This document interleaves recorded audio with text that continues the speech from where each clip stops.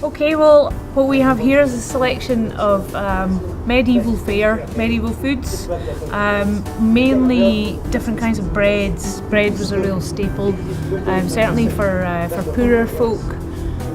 Somewhere like Provan Hall, so you'd had the cannons from Glasgow Cathedral coming up maybe over the summertime, and they used it kind of as a hunting lodge, so they would have taken advantage of all the kind of wildfowl and fish in the rivers up here. So you've got where the wetlands park is now, a really rich landscape for hunting, shooting and fishing, so they would have been doing pretty well really.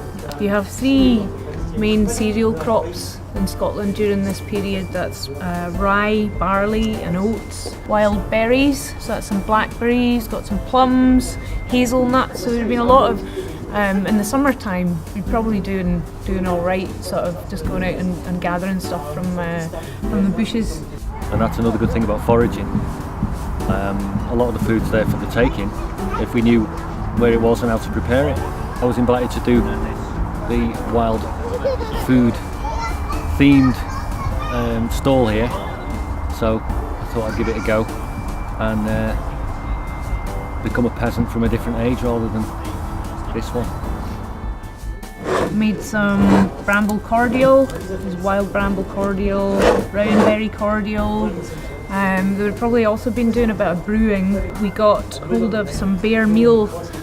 Bear was a kind of barley that came over with the Vikings, we think, and would have been grown all over Scotland but has just gradually declined and fallen out of favour. So we've been making some bear bannocks using a traditional Orkney recipe, and we're hoping to get bear meal kind of put back on the map. It's really quite tasty stuff. It's a bit like kind of soda bread, so it's unleavened, there's no yeast in there. The walk today is about seeing what's there without making any effort whatsoever.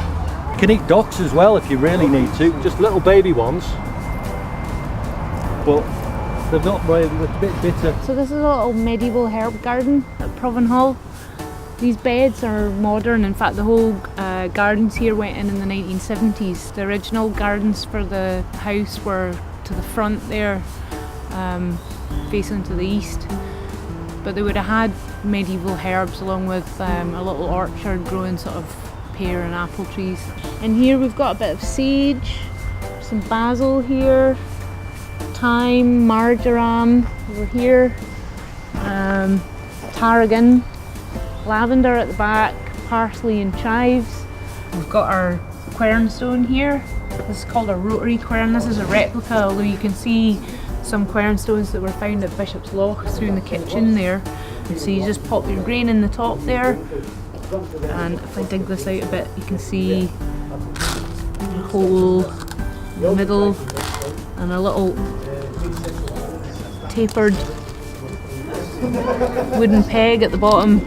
So the grain falls through, it's ground up.